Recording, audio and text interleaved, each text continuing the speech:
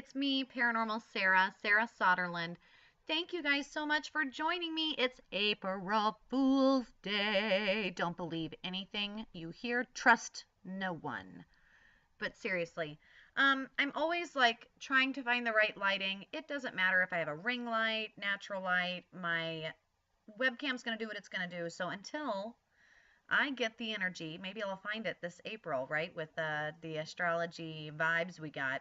But if I can get the time and energy and help to set up my space, I promise you guys that I will get a better setup. I have the cameras, I have the lights, I just have to do it. I tend to find myself like sitting here working and being like, oh, I should do a video. And so I do it and the lighting is not ideal. Anyway, moving on. I have here,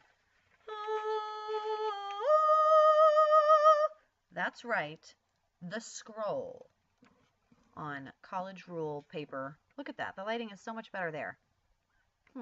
Interesting. Anyway, I have the scroll, and the scroll tells me what to expect in April. Maybe if I just hold it right, whoa! Maybe if I just hold it right there, I'll look decent throughout this video. Let's give it a shot. So you guys, this month is about mending and about manifestation. Those are really the two common themes that we're going to see. And so working as a counselor, working in the psychic realm, this is a pretty important theme. It's very complex. It's emotionally compounding on a lot of different things. And with a few planets going retrograde, we're going to see things kind of come out of the woodwork that we may be dealing with or have dealt with for a long time that we finally need to get resolution on. I'm going to help you with the cheat sheet of the days that you're going to see, because let's face it, astrology, it's really this belief that, you know, like Carl Sagan, that we are star stuff and that we are going to feel a change. We are going to feel an influence, and maybe if we don't want to subscribe or buy into it for us individually, that sociologically groups of people are going to experience this collective conscious push, shift, sway, move, wave, whatever you want to call it. And that if you're aware of it, if you can see it coming, if you can kind of prepare for it, you can not only appear very psychic, but I think information, knowledge in any way, the more knowledge you have, the better decisions you can make. So why not equip our Batman utility belt in life with another tool, which is the astrology cheat sheet. So here we go. April is, if you are familiar with Perseus and Andromeda, the story, I remember growing up with the original Clash of the Titans. And so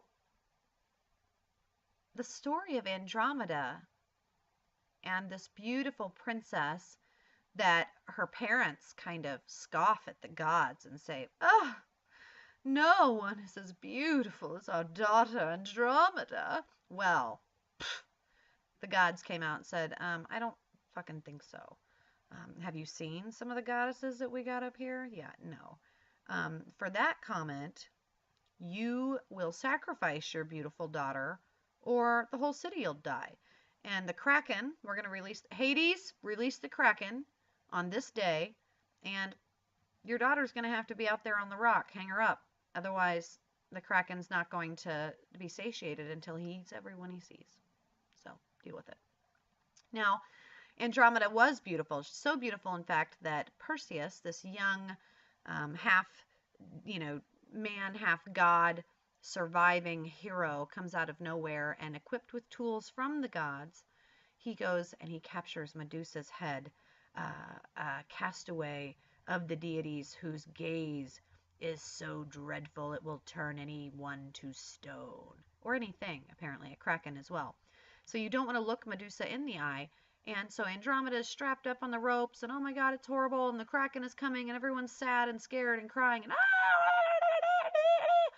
and Perseus arrives on the back of the Pegasus, and he pulls out the snake-headed Medusa, and she gazed the head. He cut her head off, and the head turns the Kraken to stone, and he falls into the water below. And everyone is saved, and him and Andromeda kiss, and everything's wonderful. So the story of this, though, is that Andromeda, really, she didn't say or do anything in this. She was the daughter. And she is beautiful and she is pure and she is about how are you going to deal with the stuff that life gives you. And that constellation of Andromeda, it's important. Why am I mentioning it? Because on the new moon, that's the very first astrological thing that we see happening this month. In April, the new moon is going to fall on the 5th. Now, a new moon, right? You look up, you don't see anything. Where the hell is it? It's a new moon. It's not there in a sense that it looks dark to us here on Earth. We see the shadows cast over it, and so it doesn't look like there's a moon at all in the sky, which means it's very dark out. So, spiritually, metaphorically, symbolically speaking, it's dark out there in the spiritual realm. There's going to be predators. There's going to only be those who can navigate well in the darkness out exploring. So people in a new moon, animals, organisms during a new moon, they tend to go inward. They tend to go introspective. They tend to say, okay, let's get out the chicken noodle soup and the crackers. The hell with that. I'm not going out there. It's the purge. In here, we're going to work on this. And so you kind of shack up and you work on yourself and you say, okay, what sign is this moon in? What kind of themes am I going to be feeling as a person, as an organism here on Earth? And what themes are large groups of people going to be feeling? And the new moon is in Aries. So what does that mean? What does Aries mean to you? I think it's important to go with your own gut instinct and your own generalizations. Be aware of your bias and accept it.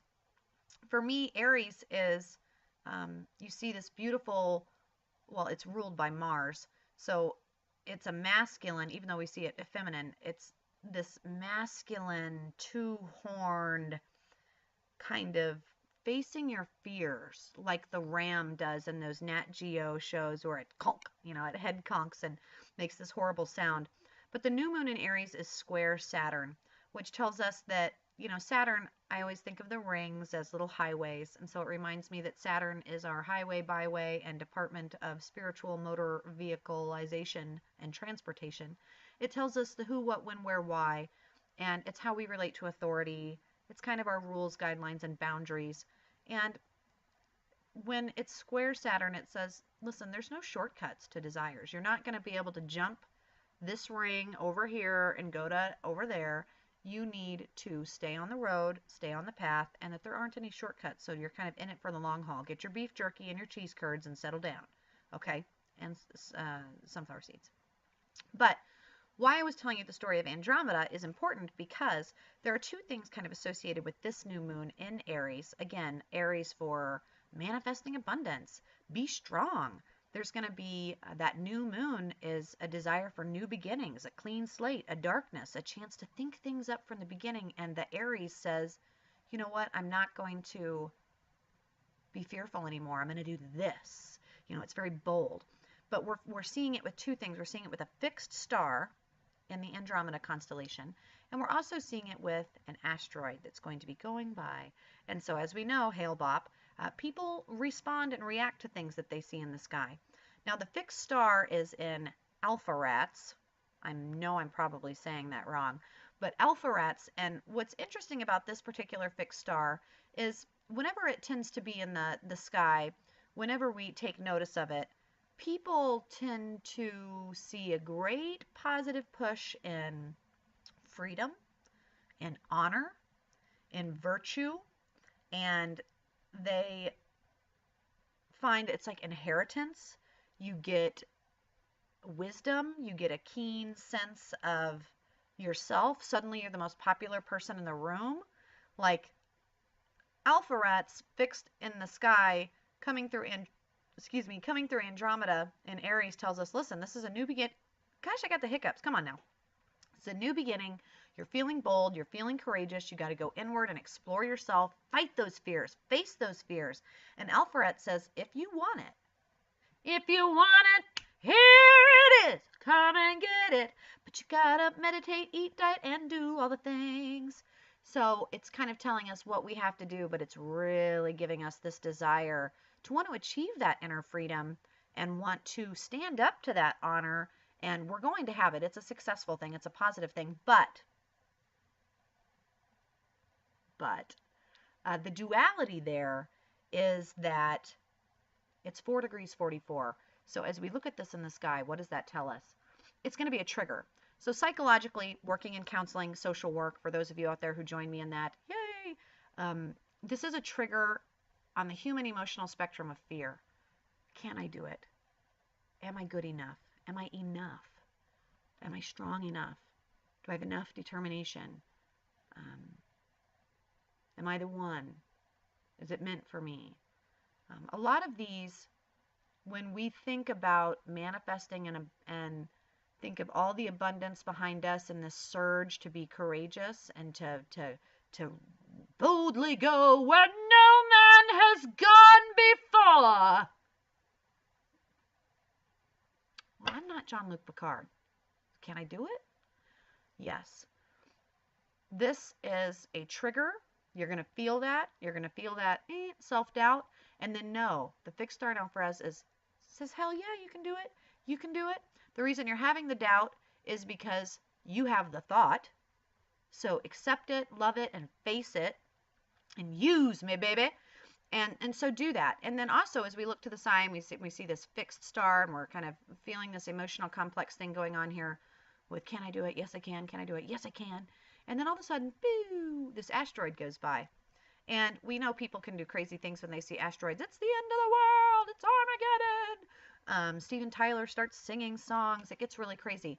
But this is the asteroid Viblia. And she is named after a Roman goddess of divine travel or adventuring. And we kind of mean that word in a sense of not just travel like, okay, let's go to Florida. But travel is in like soul travel, like Hail Bop, like let us all go to the great ascension. It's a sense of a soul travel. It can also mean traveling. But on that 5th, on the new moon, keep an idea of what your travel plans are. Keep an idea on what your astral travel, remote viewing, what your thoughts for the future are, and be prepared to really manifest those, think those out, and work through, work past, and face the fear that you're going to feel. Now, between the 5th and the 10th, there's like this little chunk in the calendar that we're looking at, right? And we're like, whoa, what's going to happen there? Well, we have a lot of these energies moving astrologically that tell us, okay, what are some of the things we need to be working on? What are the things that we can do well, that we can kind of ride the wave of the universe and surf this thing out? Well, we're going to feel a meditation. This is that affirmation question to sit down and think on and reaffirm, what do I really want? And no, I'm not talking like Girl Scout cookies, Samoas, or grasshoppers. What do I really want out of life? Do I really want to do this? Do I really want to do that? We're really, really thinking hard on these things. And so be aware that everyone around you is going to be really kind of having this, what do you really want? I don't know. You have to kind of think, okay, well, people are going to be in this state of mind thinking about this. That might mean that they're questioning a lot of things. They might make rash decisions. So we don't want to do that. We want to be calm as we approach Taurus time. But right before that, as we're contemplating what we really want, what we really, really want. No, I was not a Spice Girls fan. I don't know where that came from. It's a really good time to organize our finances. You know, I want to have a better savings account. I want to have funding. I want to travel more. I want to do these things. Well, I got to have more money. I got to do this. I got to do that. It is all about, between the 5th and the 10th, organizing your mindset. Organize your mindset with fear and attraction. All the stuff you're afraid of, all the fears, all that baloney, throw it out the door. We don't want it. Write it down, burn it, flush it, do what you got to do. But the mindset for laws of attraction, what do I want? What do I want? What do you want? What do you really want? Write that down. Look at that. Make a visual board. I don't care what you do. Every witch is different. You do what you want. Do what feels right. But know that Aries is ruled by Mars, so there is this creative spark. That's fire, right? It's a masculine fire. It's the pioneer. It's the trailblazer. It's that yearning and drive within you to want to fight fearlessly for what you love and what you want, and that you're going to do it. So use that creative courage to plan something from start to finish. Aries really likes from start to finish. Don't leave me hanging. Don't leave me hanging. So kind of do that. Think about your finances, your goals, using that new moon, manifestation, searching, searching within self. What do I really want? Write it down, talk it out, draw it out, dance it out, do what you need to do up until the 10th. And take note, shit's going down on the 10th. On the 10th, what's going to happen, Sarah? Well, let me tell you. On the 10th, Jupiter goes into retrograde. Does that mean it spins backwards? No, it doesn't mean it spins backwards. It doesn't start doing any crazy hoopla dances. It doesn't start, becoming a fireball coming towards Earth. Nothing like that. But what does happen is that we think about ancient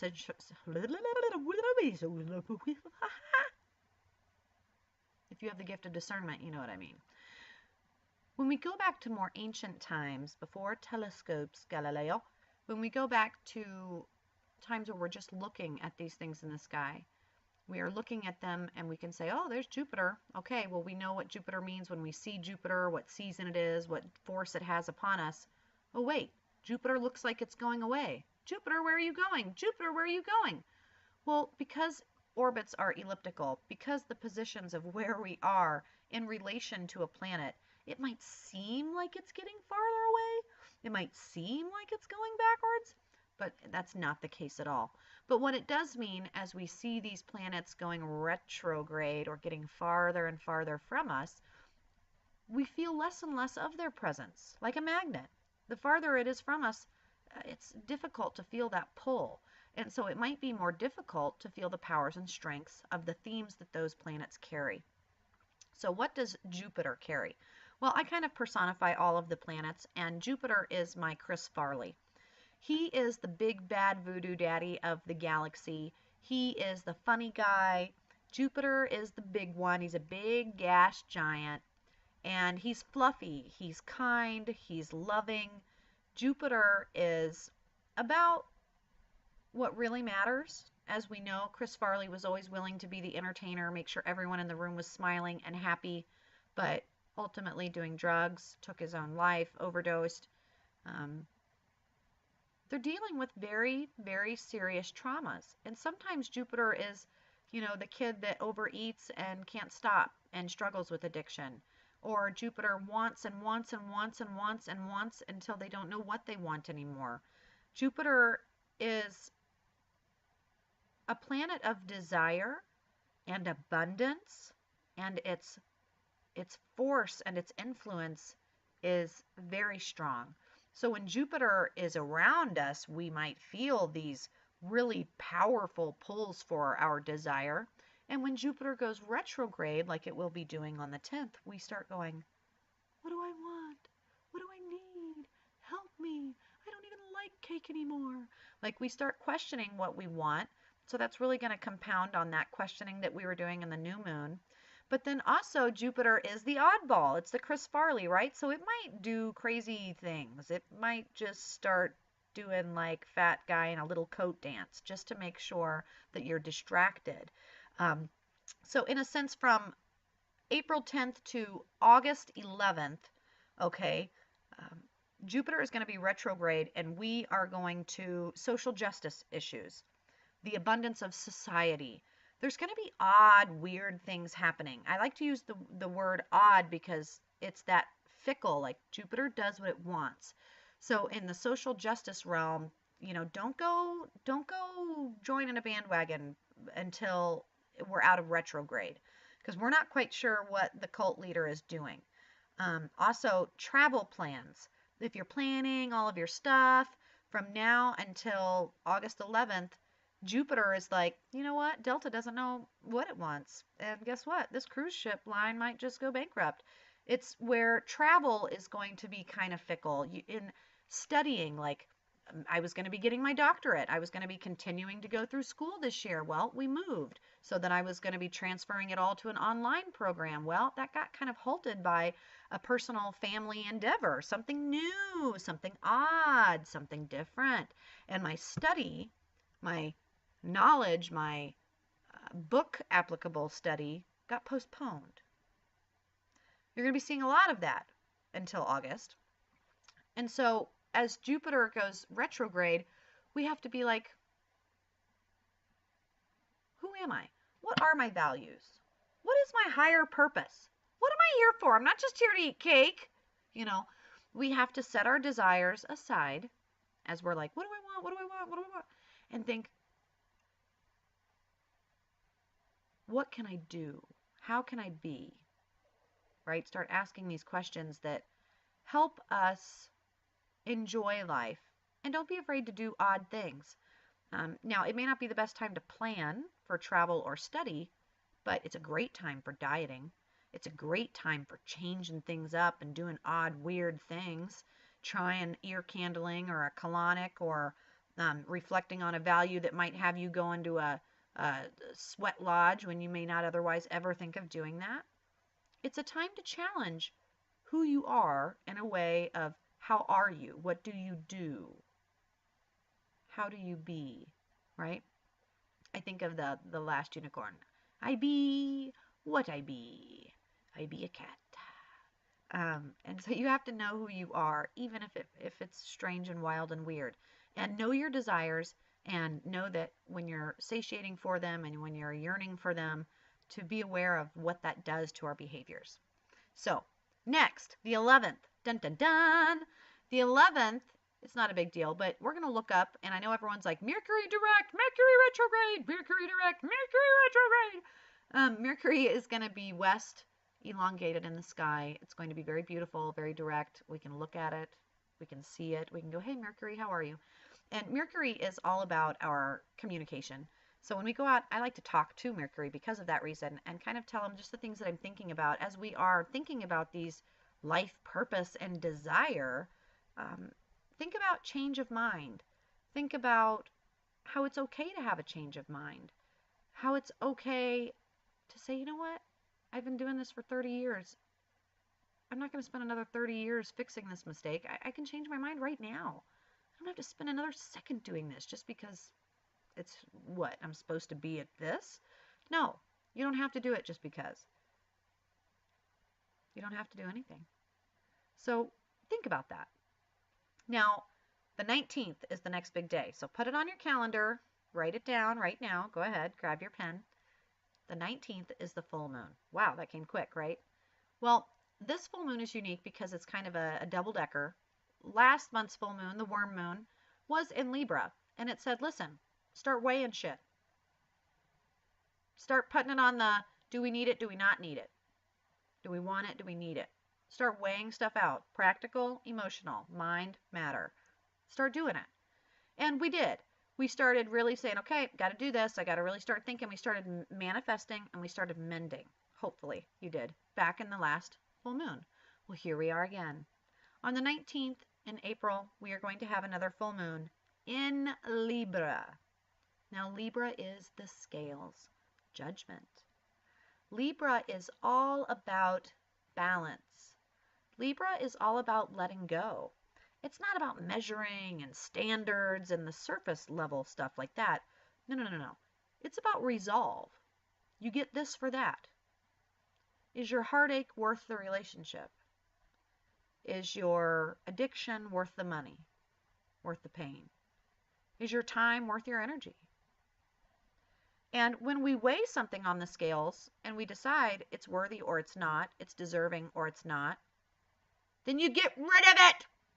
Like Interview with the Vampire. Get rid of it. You get rid of it. Get rid of it. When you weigh it and you say, you're not good enough, throw it out.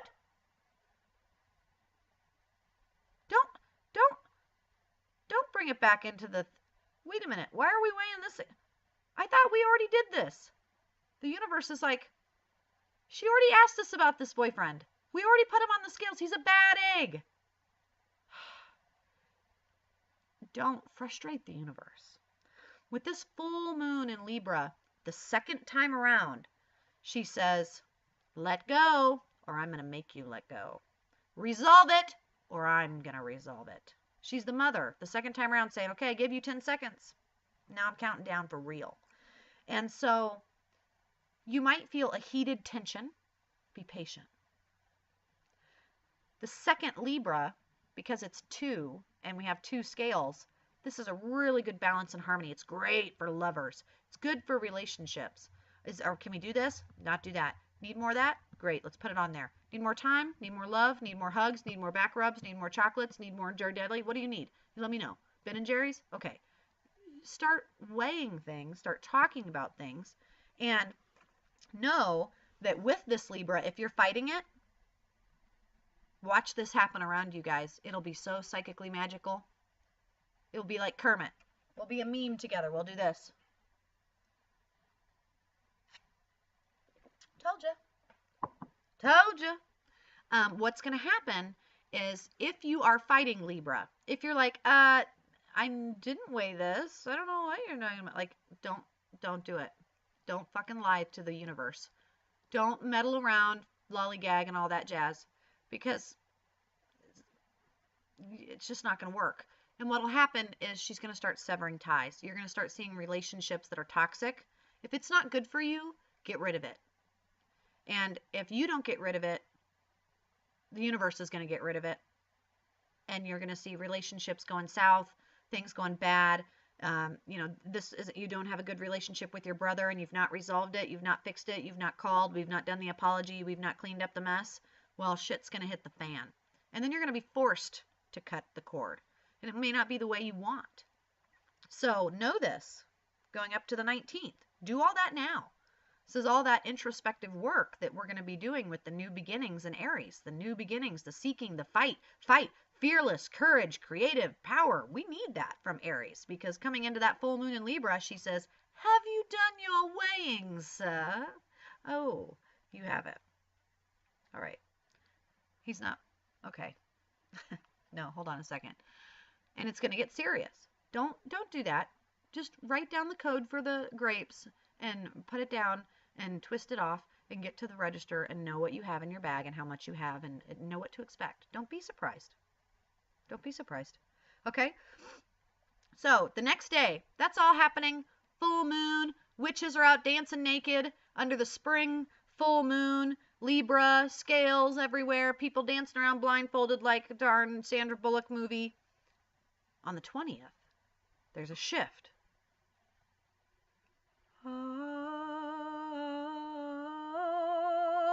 What?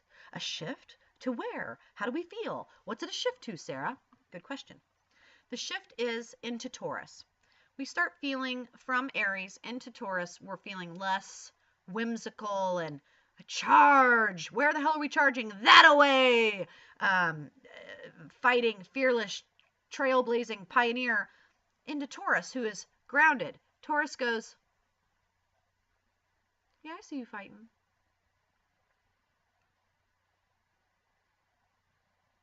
I need to have breakfast first before I do that. No, I'm ready. No, I'm angry. No, I'm very, very angry. Taurus is so cool and calm.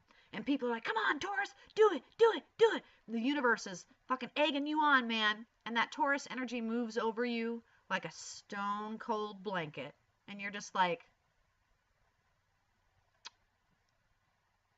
I feel really grounded. And Taurus is stable like that bull with his feet padding against the ground. They're courageous, but they might just stand out like a Ferdinand on a flowering hill and just stand there with their big horns doing absolutely nothing for 23 and a half hours out of the day. When they charge, they charge. The Taurus is practical, purposeful, efficient, tasty. My husband's a Taurus. Anyway, they also are very good with material success. So if in that new moon you took that time between the 5th and the 10th to plan your finances and do all that, then when Taurus moves in on the 20th, you're going to be like, you know what, all those plans I can put into action. I can be practical. It makes sense. You can start to see material wealth adding up. Taurus energy, if you use it, you'll start attracting money.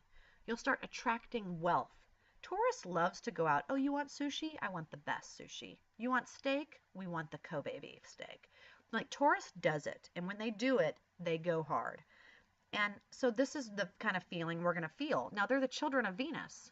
So Venus is sensuality and sex.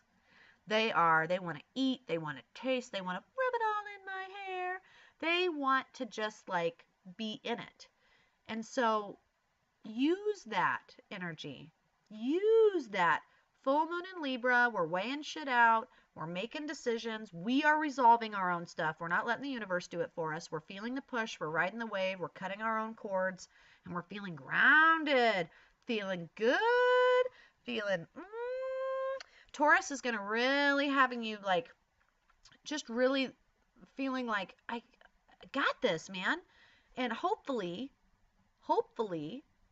you feel that and you can present that on the 20th. Now, from the 20th to the 24th, there's another little chunk of a few days of like, what's going on? What's happening? Astrologically speaking, we are basking in all the glory of Taurus. We're being practical. We're getting shit done. We're being productive. Got our laundry done. We got all this stuff good. The full moon, we manifested. We did our stuff. We're seeing our spells come circle round. Everything is amazing. And then on the 22nd, 31-minute mark, on the 22nd, something amazing happens. This is, if you are with me in the Hobbit, Lord of the Rings, Tolkien world, when the moon crests over the mountain and the withering bird raps against the stone, to the northeast you will see a shimmering reflection and a keyhole for which to open the door. Like some very cryptic, if you like the game of Clue, if you like deciphering codes, this is like the universe giving us a codex for a moment on the 22nd. Uranus aligns with the sun in such a way in an air of Taurus that it is said from the great elders in astrology. It's a day for the universe to give us synchronicity, to give us signs, to give us clues. It's a day to definitely have a notepad and paper with you, a pen and paper to when you see something, when you're like, oh, no way, oh shit, what? I heard this song for the 8th time. What? I just saw that. What? No way. You start having these moments, deja vu, ringing in the ears, feelings, gut reactions, thoughts. Write it down. Write it down. Ooh. Write it down. Because at the end of the night, you're going to sit down on the end of the 22nd and it's going to make sense. Now, if you have the key, if you've written it down, if you can see the pattern, and if you're like, this is it. The universe is set on this day to give us the key to inner freedom. The focus we need to reach inner freedom. What? The skeleton key to inner freedom? If you're watching for the signs, bitch, you might be. You might be. If you watch this right now, you will be. So remember on the 22nd, if you're subscribed to my newsletter, I'll send out a reminder to remind you. Don't fret.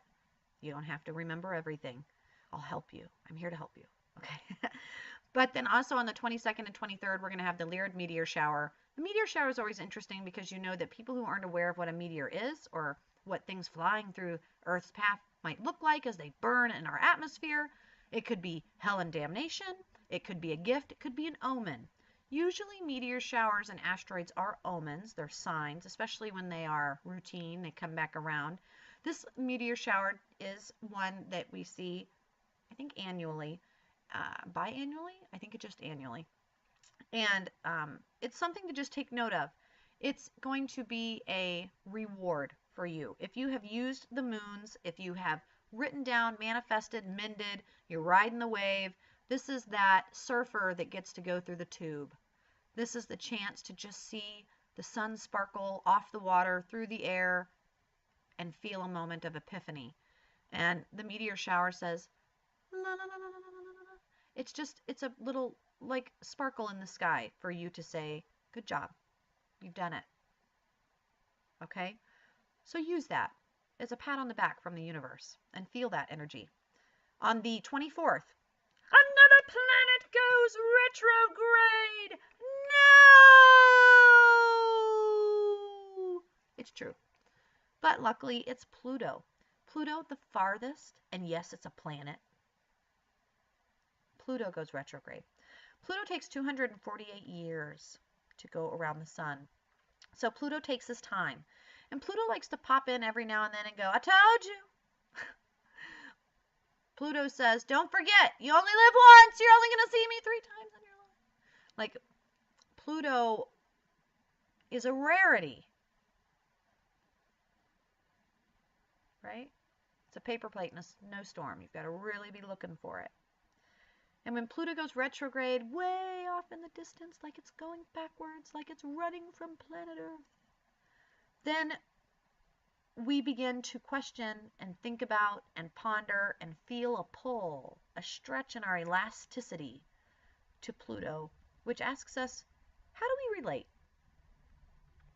to the world? How do we transform when we experience change? When we get hit with our house burning down, or our grandmother passing away, or our spouse divorcing us, or something major, some major life change, a birth of a new child, a move. 2018 was the year of the culling.